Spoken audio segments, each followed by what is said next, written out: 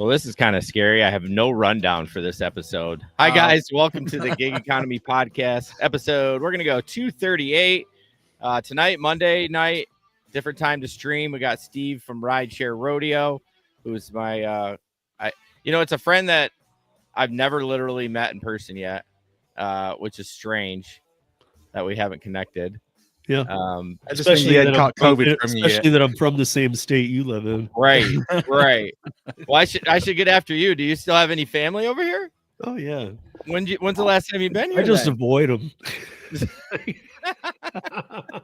Fair, same boat. So I decided to do this on Wednesday because I know it'd be streaming 2 hours in a row, and we know Jason doesn't want to do that. But I wanted to bring Steve on because he's really involved in what's going on in Colorado. And if you haven't checked that out, and hopefully you'll learn a lot tonight, there's a lot of crazy stuff that's going on as far as the new rules being in as of this year, I think, or a little bit of last year, and then what Uber's doing about it. So why don't you give us like a 90-second kind of thing, and then we'll just jump off from there, like who you are, what you do, and then we'll kind of dive into it. I am Steve. I am Rideshare Rodeo. I think that the audio podcast, YouTube, whatever social you can find me on, but they'll probably bring you to those two because that's where I do the most stuff. But I'm talking about a lot of things that I feel like a lot of other people don't talk about. Mm-hmm. Jason, and Larry, too. I've been doing that for years. Mm-hmm. I'm just getting a lot more people listening now. Yeah. It seems like years ago, people didn't care like I did. Like I was out there going, hello. Well, I think they're starting to realize that just because, hey, it's not happening in my state, if they pass it here, chances are it's going to move to your state eventually. And everybody's watching it move quickly now too. Mm-hmm. Like, so now they're like, wait, this is very real. And the sky is falling. He wasn't lying. Yeah. Well, one thing I always say about Steve is he's very versed in like the legalities of a lot of stuff. Mm-hmm. And he gets a lot of like super, super smart people on his show. And, we're kind of the light, funny end of it. And I think there's space for both, you know what I mean? It's good to have fun, but it's also good to be like, hey, these companies are messing with you, or these states are messing with you, and you need to take action. Yeah. And they get into the weeds in it. Yeah, for sure. Nuts and bolts. So tell us so Colorado has this new law. When did that go into effect, and what exactly does it state?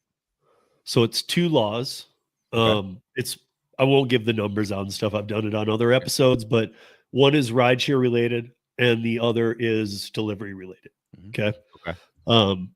They are the delivery one was done in the House of Representatives, and the rideshare bill was a Senate bill in the state of Colorado, not federal, obviously. The delivery went into effect on January 1st of this year. The rideshare portion went into effect on February 1st of this year. So both are very new. They knew back in June what the ruling was, and they even took the time to take quotes from the companies, and like specifically from Uber. They don't want to give a quote. They don't want to say things that get them in a jam or something. But they were like, they literally were like treating it like almost like, what do you call it when you're reading somebody their rights when you're arresting them? Miranda rights. Miranda rights. It's almost like that. It's almost, you understand what just happened here in court, right? You understand the words that we just used. You understand this date is when it goes in effect. You understand. And they're like, yeah, we've got no problem with that. So, the 1st of January rolls around. DoorDash on the delivery platforms started becoming completely transparent, full transparency to the drivers and to the customers about 3 days before January 1st. My thought is the ticket is so high, they didn't want to run the chance because it's $1,000 per side and then $200 to the state of Colorado for each instance they're caught in. So like one delivery. If the receipts don't match the customer and the drivers, that's an instance. That one instance will cost them $2,200 each time. Oh, wow. And so they have to match. So I think DoorDash was I don't think they were doing it out of the love of their heart. I think they were doing it to make sure that come the first, there wasn't a hiccup in the system, and all of a sudden they were all spitting out the wrong things. Yeah. I think it was literally just like, we understand the weight of this. And that made me appreciate it even more. The fact that you're running 3 days early, unlike how you've treated other states. Uber started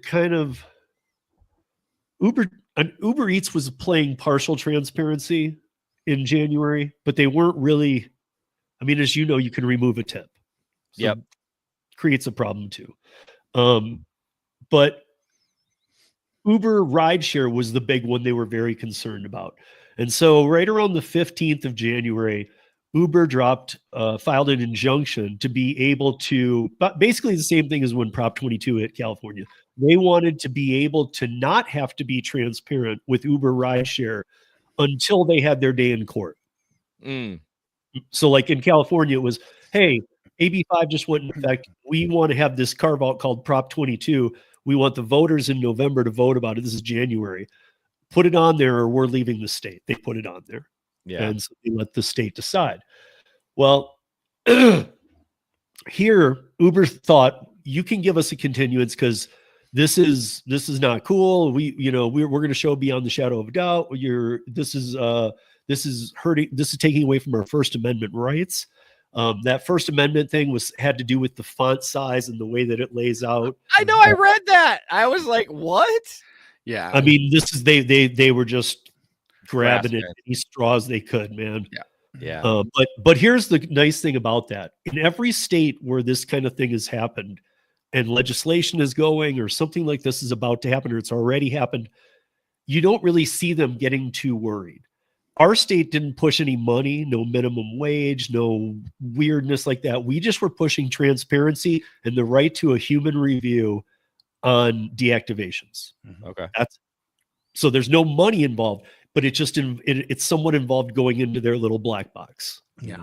And they got freaked out, dude. So they wanted the injunction. Oddly, the judge said, I'm going to take the weekend. He said this on a Thursday. And then I think the 1st of February fell on a Saturday that was supposed to be enacted. He did not grant the continuance on a Thursday. And he said, I'm going to take till Monday because I'm a little torn with this one. And, but you guys will have to be compliant on Saturday. I think he knew they wouldn't. So he came back Friday and made his ruling without waiting till Monday. He just was like, no. And here's what the main thing that stood out was he said, no, obviously, you don't get the injunction. To get an injunction, it's supposed to be like beyond a reasonable doubt you'll win. This hurts you for no reason. Of course, we'll give you the injunction until you have the right to fight for this. Yeah. The judge told them, I have to believe that you'll win this case. I honestly don't think you have a chance at winning this case. He said this to him.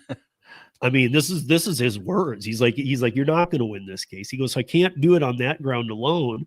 He goes, I do want to mention something to you. And this is the first judge to do this. I love it. He said, I do want to mention this to you too. You would have had a lot better of a chance at a continuance had you filed it in June 25th of last year, because that's why we recorded you saying you understood what happened. Got him. And so he said, had you filed that continuance, we might have reviewed it then and said, sure, because you still wouldn't be going to court for another year. Yeah. So you'd have got that continuance. But he was pointing out the way you did it, the Uber-y way you did it. And he even said, yes, it's within your legal right to do that. He goes, but what you've done to me is the judge, you've put a burden on me that basically in 2 weeks, this law starts. We want to challenge it. I know you wanted to challenge it back in June. He goes, but now I got 2 weeks to like make a decision that's going to impact so many. He goes, I'm not doing it. No, you're going to be held accountable to the law. So now the law's in place. They're playing transparency. I can say this. I've even been looking, and this is both you guys Larry does more rideshare, but it's gonna blow both your minds. Maybe Larry will have a good insight on this one because I don't even. But before the transparency, I'm just gonna use the easy example. For me to go to the airport, okay, is $45 to $60, and it could go higher in a holiday or whatever. That's how far I live. Never in my life have I pulled up Lyft or Uber. Mainly Uber, but never have I pulled them up as a customer and seen under $45. Never. Doesn't matter time of day. Nothing. Never. So I had to go. I was flying out for some production stuff last week. Had to go to the airport, and I pulled it up. Hadn't needed it since the transparency thing, and I know what's supposed to happen. So I was like, okay, this will be kind of interesting too. Yeah. Order one, $31. So hold on. So everywhere else in the country, the fares are going up, right? We know this. Customers are paying more. Yes. So I'm seeing I'm seeing $15 lower than I've seen in 8 years living here. I'm going, what the hell? So on the transparency screen, when you call the car and you do say, fine, select the new transparency screen. This is why the font came into play, was it has to fit without any scrolling on there. And it has to show total I paid, and it has to show the driver pay. And then after the fact, they have to send the full breakdown, but they have been they did put it up front when I did this. So what happened was I see $31 or $32, whatever it was, for the full fare. I see driver paid $21. So I'm like, okay, they're 2/3. So I get in the car. I ask the driver. I say, we get chatting. He instantly knows I'm gonna find out everything, even if he doesn't want to talk. It's just too important to me, man. This is what I do. Like, he's getting it. So I was like, did you see so what? Do you mind if me asking me? I saw what you're getting paid. Do you mind telling me? And he was like, 21. I was like, oh, I was like, well, I saw 21. Okay, fair enough, dude. Like, they are not screwing around with the law. They don't want a $2,200 fine for a $31 ride. Right. Sense to me. Good smarts. Yeah. But then I said to him, and this is where I started thinking, dude, here's where it's going to be weird. I guarantee it. And I was like, did you see? I'm like, because he should, but I hadn't done a rideshare yet. I've done other things to see how it works, but he should see the same as me. He should see his pay and what the company is taking from me. Yep. And so I said, did you see the full pay that I'm paying? And he was like 31. And he actually quoted it exactly. It was like 31.92. I was like, yep. I'm like, okay, fair enough. And then everybody had told me you can't tip during the ride. I don't know if they fixed this and corrected it. This was about 2 weeks after the law passed. I scrolled down. The tip was right there. When the drive ended, it asked me if it prompted, first of all, it has to throw up a screen at that point that says the total pay I paid, driver pay, and then all the breakdowns right there. Wow. Like taxes, whatever they're doing with what. It has to say where it's going. Okay. And so, but then even after I got past that screen, it said, do you want to add a tip? I mean, everybody was telling me you couldn't pre-tip, you couldn't tip during the ride, you could only after tip if you remembered. Maybe that was the case on February 1st, 2nd, 3rd, 4th, 5th, 6th, whatever. But I got to tell you guys, when I took it, all those features were not only there, they were in my face. Yeah, because might have been a bug. Yeah, because what we were reading in this article we were reading, it said that Uber said they were taking away that they would no longer be able to accept tips on Colorado fares. Well, the other thing, and I know this from rideshare drivers here in Colorado, who the day it happened, I was all over asking, right? So they're telling me, dude, it's really weird. What's coming up, even on the passenger screen, I've seen it, is it says the screen, the total, like I was telling you, that has to fit on the screen. Right. The passenger was seeing a wheel spinning, and Uber had it set to about 20, 25 seconds while it said loading fare details. And right at the bottom of it, it said rate your driver. But that came up instantly. Okay. So everybody was going to rate their driver, which took away the transparency screen. Mine didn't have a rate your driver. You saw the transparency screen and then you had to close it out. And then it had, you want to tap, rate, all that stuff. So obviously I think that it was there. I think they removed it. Okay. I think they got some more. I'm just pointing out that I think that they're getting some warnings that we always say, you can't do anything to Uber. I think they're getting some warnings that are scaring them. These minimum wage things and active time and all that doesn't scare Uber. Having to be transparent scares the crap out of Uber. Yeah, let's go back to the initial that you normally say it's 45 to this. Why do you think it's gone to 31? Because they were ripping people off and now they're like, oh shit, we gotta. So they don't see such a gap between 21 and 45. Exactly. But here's my thing to both of you as drivers. I want to know your take on this. So if Uber was charging, let's go to the lowest end. If Uber was charging me before 45, right? And I don't know any better. This transparency thing's going into effect. I opened it up like 31. Obviously, be sweet, nice. Yeah. But if it had been 45, that's what I'm expecting. Everywhere else in the country, it's going to be even higher now. So 45 wouldn't even be the lowest. It'd be 50 at least or more. But if it's 45 and Uber kept it right there, and Uber said, you know what? And I'm going to be nice here because we all know it wouldn't be this much. But let's say that Uber decided to give the driver $10 more. Instead of 21, they're going to give him 31. So that's 150% increase on the driver pay. Mm-hmm. In that scenario, under $45, Uber makes $14, driver makes 31. What they did with me at 31, Uber made $9.82 and driver made 21. Yeah. So both driver and Uber made less by them reducing the price to me. And everywhere else in the country, they're raising the price. Right. Yeah, that's not sustainable. But So but what's the reason? I mean, because I don't know either, Larry.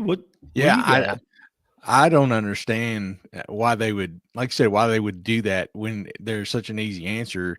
What you just suggested is for them to give the driver more, and people are going to be able to see that.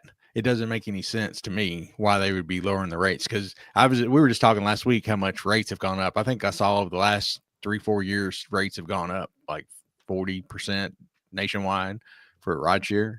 Yeah. So yeah, I don't know how they would be. I don't know what I think it's kind of what Jason was saying. I honestly think that they didn't want people to see consumer. Luckily, I'm a driver too, so I would go, whoa, yeah, and I'd be making a video about it too, whatever. Yeah. But they didn't want me seeing Uber 26, driver 21. Right. Yeah. That's only Who cares about the breakdown? Sense. They don't want me consumer seeing that. Mm-hmm. Yeah. And that was my question too. We were talking about, with the delivery, having to be totally transparent. Is there anything in place besides the delivery driver and the customer comparing notes? Is there any oversight or any way to know if they're not doing that? Like how they report? Well, there's a regulatory fee on every ride of 33 cents.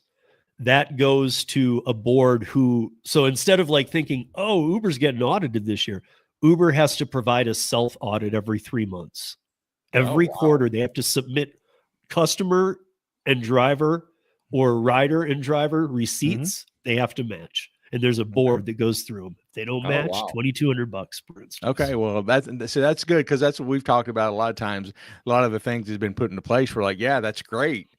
But there's nobody's watching, and right, no accountability. Right. Like the Fox watching the hen house. The other thing about the breakdown is it doesn't allow them to line shift. Like, remember in Seattle pay up legislation that they imposed a $5. See, this is what I don't like about dollar amounts. Mm-hmm. Seattle imposed a $5 fine or a $5 fee for the city and for all the helping the transportation and everything, whatever, congestion. Yeah.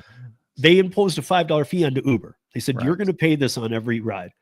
Yeah. Uber literally passed it along to the customer and actually didn't even build it into their normal process. They made it its own separate line item that said Seattle City Council fee, $5. And actually I had somebody tell me that Joel from Dumpling, the CEO of Dumpling, he sits on the city council board. He was one of the people who voted on pay up. He told me that that it's actually $4.22. So to be honest, they're making money. They found a way to make money on it.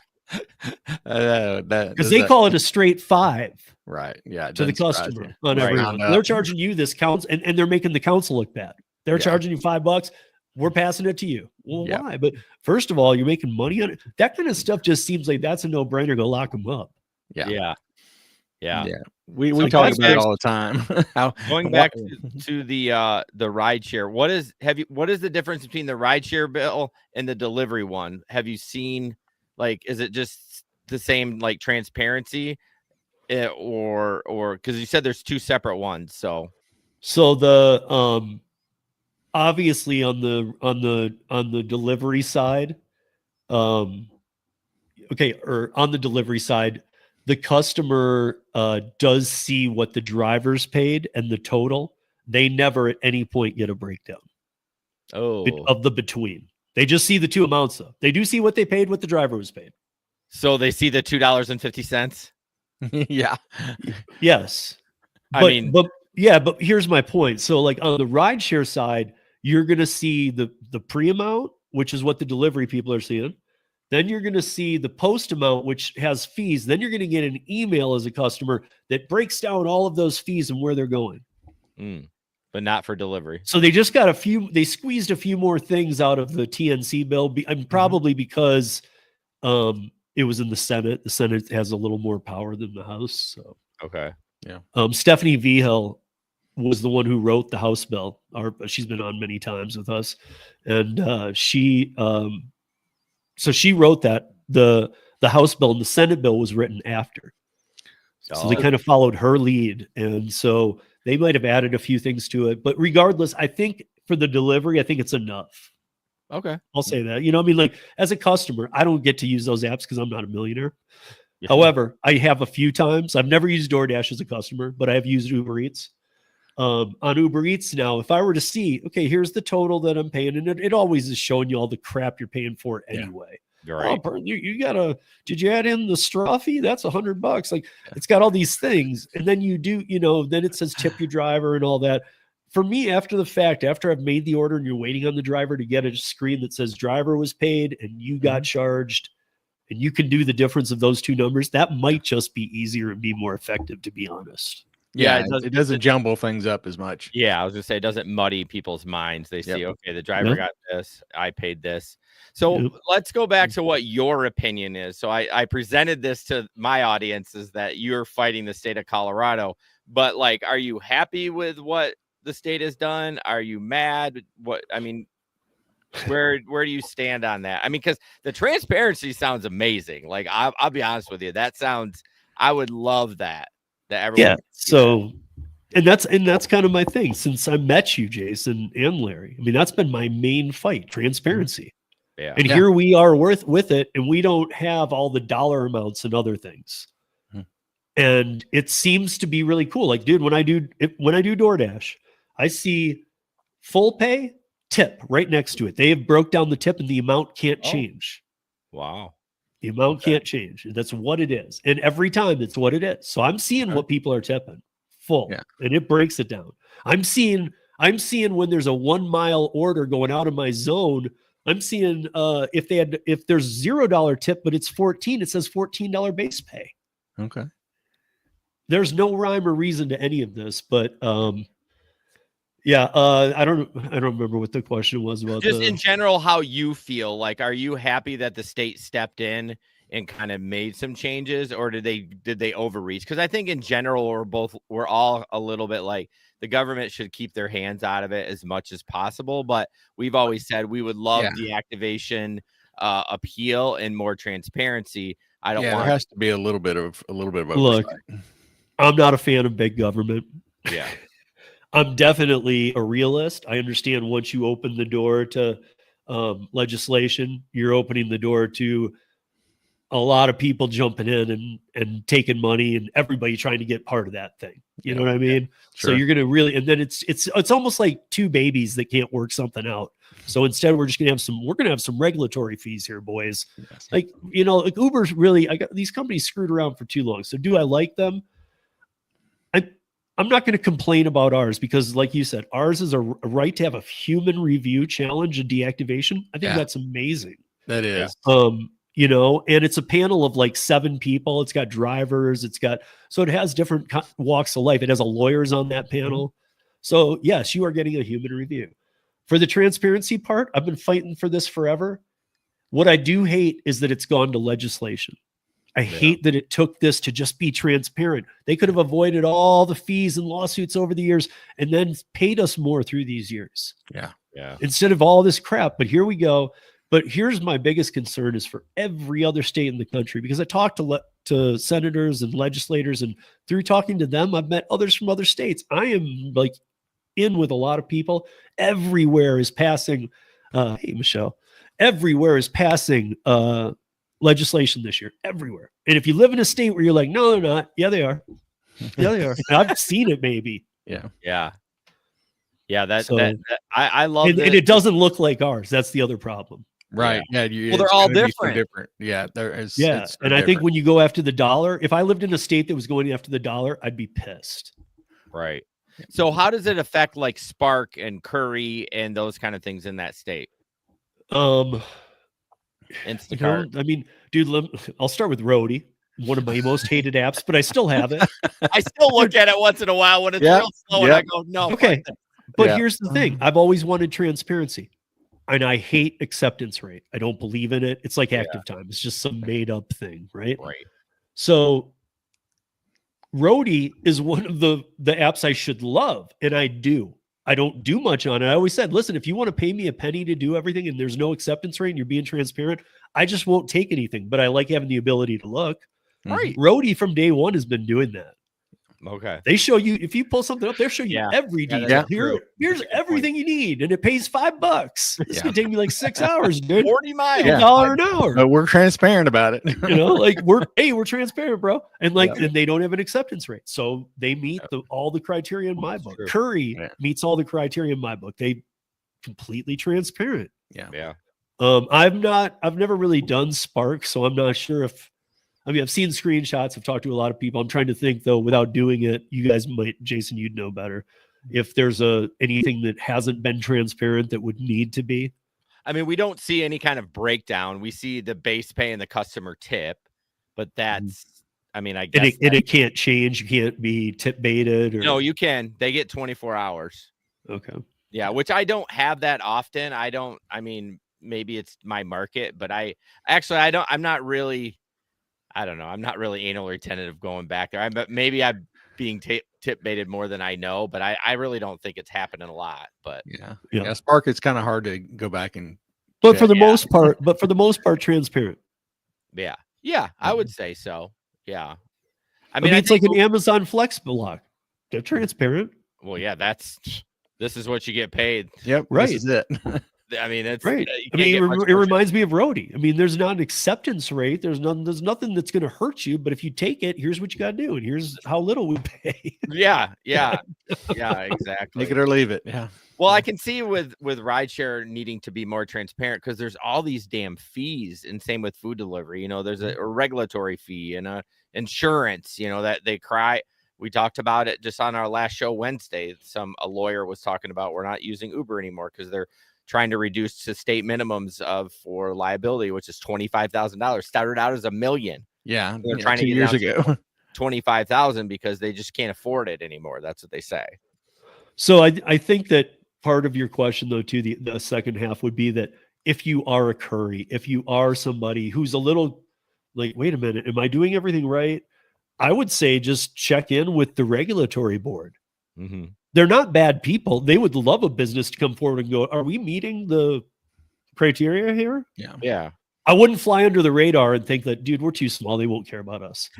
That's what, because at some point it will come around and they'll care about everybody because the state makes $200 on every one on top of the fines. Yeah. Wow. So there's incentive for them to catch them. Yeah. Well, of course. Like big incentive though. So you didn't quite answer my question though. And it wasn't like, yes, I'm like, are you happy with the state stepping in or not? Like, is that? I guess yes. Because because it doesn't involve money, because every state is going to have something happen, and a lot of it is going to happen, and people are going to be like, "What? No way! I don't want to deal." Like, I'm not living in a state like that. I'm comfortable with what they did. I hate that it had to go for 3.5 years in legal battles and all this stuff to get to where we are, and them picking apart everything and taking advantage of everything and wasting all of our money.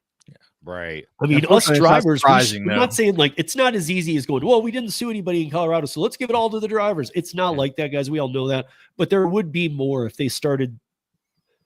Just look, you're not a technology company. I said this on the podcast. I pointed out Uber. You are not a technology company. Never been a technology company.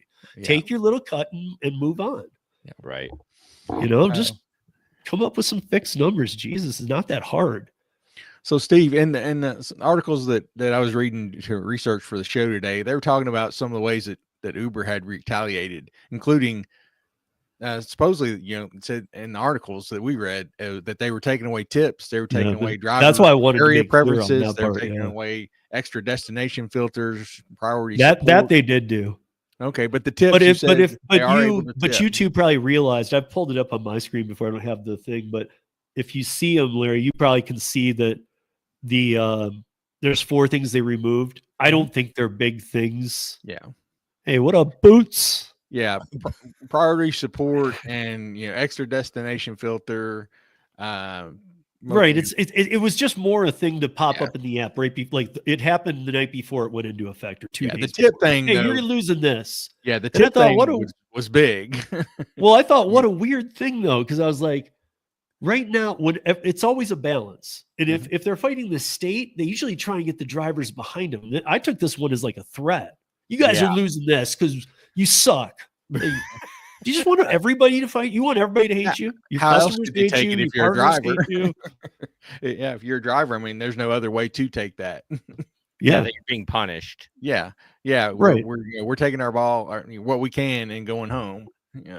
Yeah, I just the other things didn't seem that important. Like maybe it is to some people, but I talked to a handful of people who said, no, I wouldn't care. Utilize that a lot. I know. I've used area filters before. When they have a certain area that's circled down goes from the college to downtown, you get an extra $5 per ride on Friday and Saturday night. So yeah, you put your area filter there. You want to stay there, but it's not. We didn't have it for a long time, and I did just fine. So yeah, that's not such a big deal. The big one that really got me going was them taking away tips, and I was like, that's so wrong. This person says, don't you think that the drivers would quit? No, because people are desperate. They would still work. And honestly, so I'm having. Did you have the CEO of Gridwise reach out to you to come on the show? Ryan, yeah, he's been on a couple. I don't know what his name is. Well, we're having him on, but I finally just before the show read that statistic report, which was really cool. But only 10%, roughly 9% of an Uber driver's earnings is tips. The rest is the base pay. I would even question that. You think that it would be lower? Yeah. Yeah, I know. I was actually surprised on that. So taking tipping away, I'm not sure it would be that detrimental to drivers. It would for me. I make more than that in tips. Well, yeah, I think this is the average. I think you'd have some drivers going, I thought you already did take it away. Yeah, really.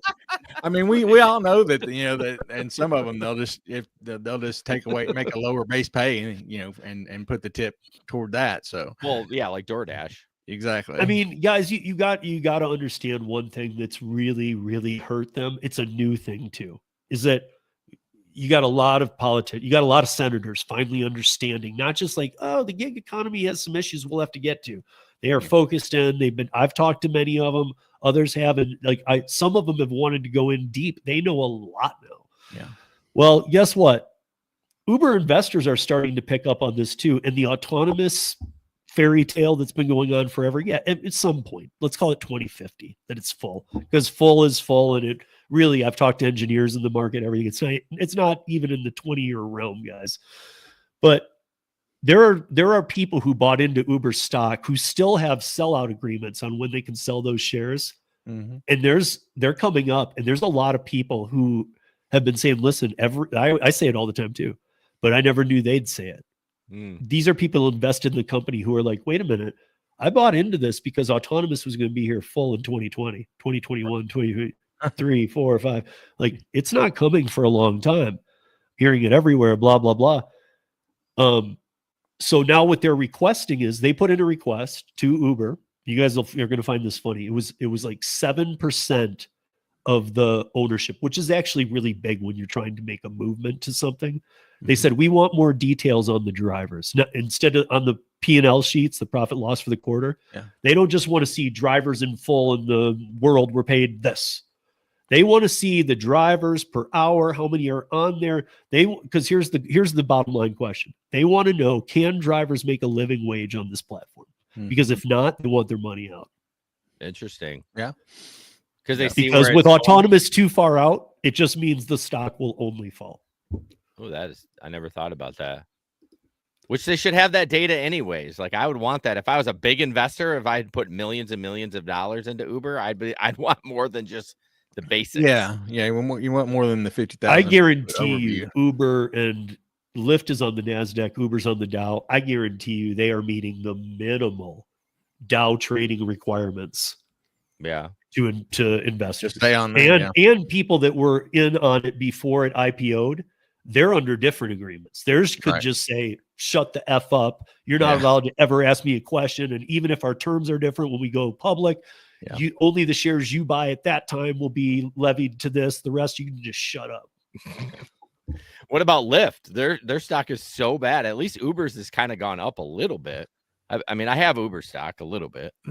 What about Lyft? I mean, we just talked about how they're jumping on the autonomous bandwagon. I was like, why? Well, because a company is the fourth company they've partnered with in Dallas is gonna partner with them. That's not jumping on the wagon. You want to know what jumping on the wagon is? On April 1st of 2020. Going, we don't have any ride shares. Maybe we should do delivery. That would have been jumping on the bandwagon. Yeah, thank you. How many times have we kicked that dead horse? Oh my God. Right, but it's been a while. Let's kick it again. Go ahead. Yeah. Preach it, brother. It's just so frustrating that, what a damn shame that they didn't. Like, why not just add it? It can't be that much more work to add it. Yeah.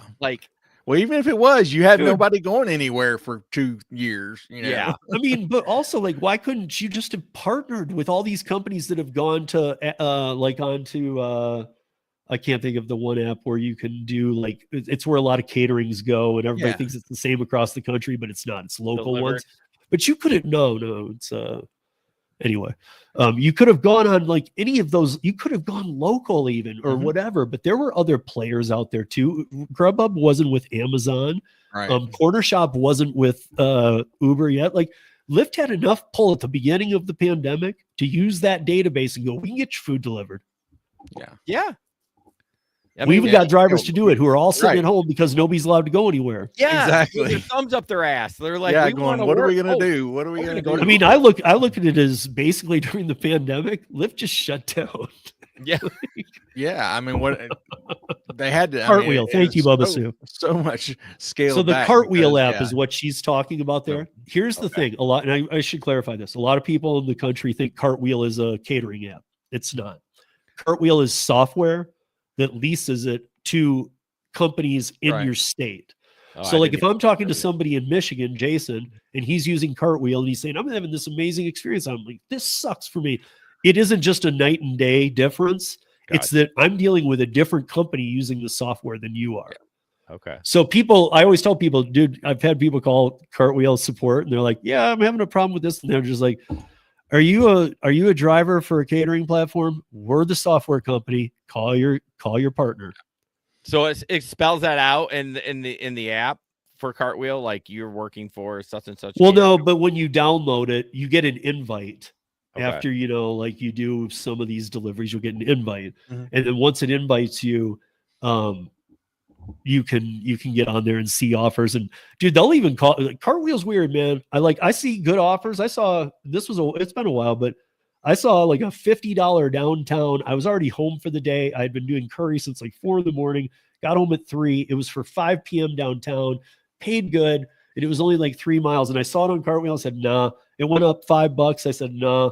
And then they sent it back to me at the same amount, $5. A minute later, I said, no, dude. No means no. Yeah. And then I don't know why I answered it. I don't know why it came up Cartwheel or it actually came up as the catering company that's here. Mm-hmm. So I was like, okay, wait a minute. So I answered it. And this lady's like, she didn't even say hi. If I had $5 to that, will you go take it right now? We really need you to take this. No way. Really? So it's much different. I mean, somebody else might go, dude, I've never had that experience. Well, you don't have blank, blank, blank. Yeah. That is working on your Cartwheel app. I do. And I think Delivered, I think Delivered's the same way. I think the company here is Easy Catering on the back end on and using Delivered. I mean, wait, what do you mean? Well, just like you're saying, Cartwheel, they're using it as a software, but there's other companies. Yeah. I already know. I know all those guys that Delivered. So 80% of their business is Easy Cater. Oh, But, okay. but we can't get to Easy Cater. Those are just dispensed to catering apps. They mainly work with Delivered, then Deliver That, and some other ones. Gotcha. But then they do Relish is another provider, and they do some other ones. Okay. So yeah, I mean, none of it is I don't even know if you can, but none of it is delivered. It's delivered gathering other companies who do work in bulk and taking. One thing that Chris Heffernan, the CEO, does at Delivered that none of the other apps do, and this is why Easy Cater loves him, is because he takes he says whatever X amount per day. He's got like a par. He'll just take them and he'll pay for them and he'll make sure they're delivered. Whereas like a Deliver That says, oh, this guy canceled, we got to throw it back. And then in a very worst case scenario, they try what they can, but Easy Cater can still go to the large order program and try and put it through DoorDash. Okay. If they can do a real jam. But my point is like Easy Delivered takes a certain amount and Easy Cater knows they're not getting them back. Oh, okay. No matter what, Delivered will get them delivered. Oh, they'll figure it out. Yeah. Okay. Yeah, we just got delivered here. I've done one. Most of them haven't been that great paying. I mean, you got to get 10 in. Yeah, that's what I heard. That's what I heard. And then take some pictures and like, cause you can add bags and stuff like that. Yeah. Too. I'm on their beta testing group too. So yeah, maybe I'm always in the I'm always the guy kind of yelling and screaming because I'm not, and everybody knows this. I am not an Emerald driver. I'm the only not Emerald driver in their beta group. Okay. So Emerald's who sees the $700 orders twice a week and they do them in their pajamas. I'm the only guy not in that group in there. I'm the guy seeing 20, 30, 40, 50 bucks. I'm like, dude, I'm like giving them the real and everybody else is like, oh, we love it. It's such a good job. Yeah, exactly. I'm like, shut up, dude. That's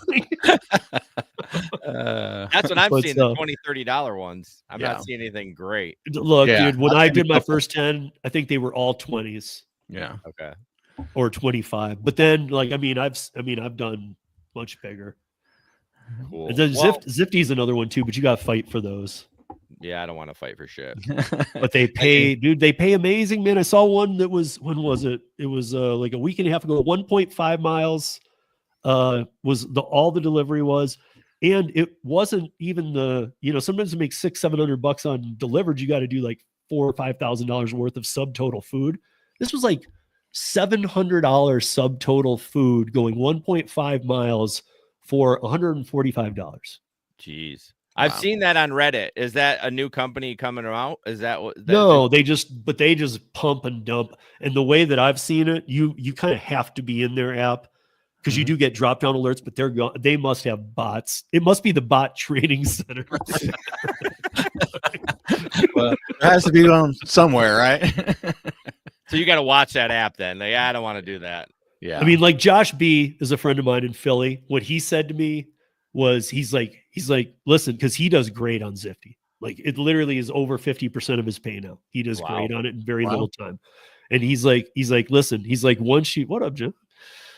He said, once you kind of get in and do a couple big ones, he goes, go get a phone, a cheap one, and just have it open on Zifty all the time. Yeah.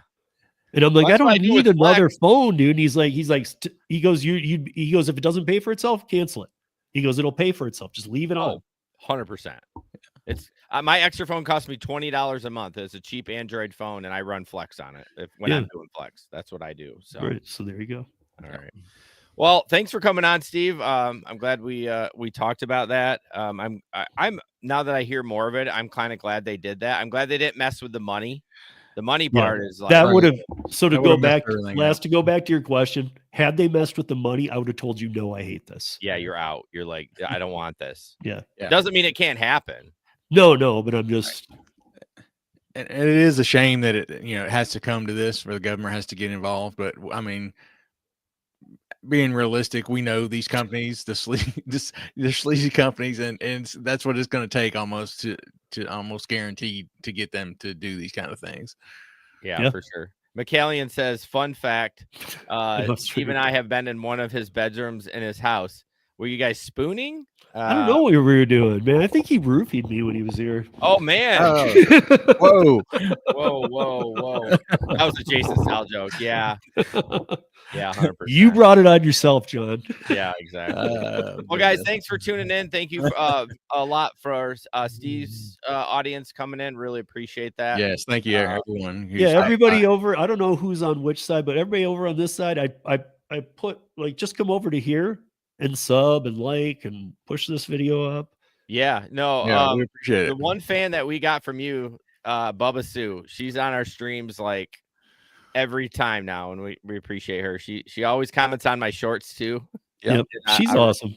I don't know how she has the time, but somehow she watches a lot of us, and I'm very impressed. Yeah, no, hey, I'm taking every bit of love, so really appreciate that. All right, guys, thank you so much for listening. We'll be live Wednesday at 8 o'clock or 7 o'clock. That's our new time. Every Wednesday, 7 p.m. 7 o'clock Eastern. Yeah, 7 o'clock Eastern. Yep. Yeah. Even though Larry's not Eastern, he has to say one of us has to do the calculations, and it ain't gonna be you. So I'm not sure when this audio will drop. Probably sometime next week. But I appreciate you guys. Have a great night. Yeah, thanks everyone. Thanks, Steve. Thank you.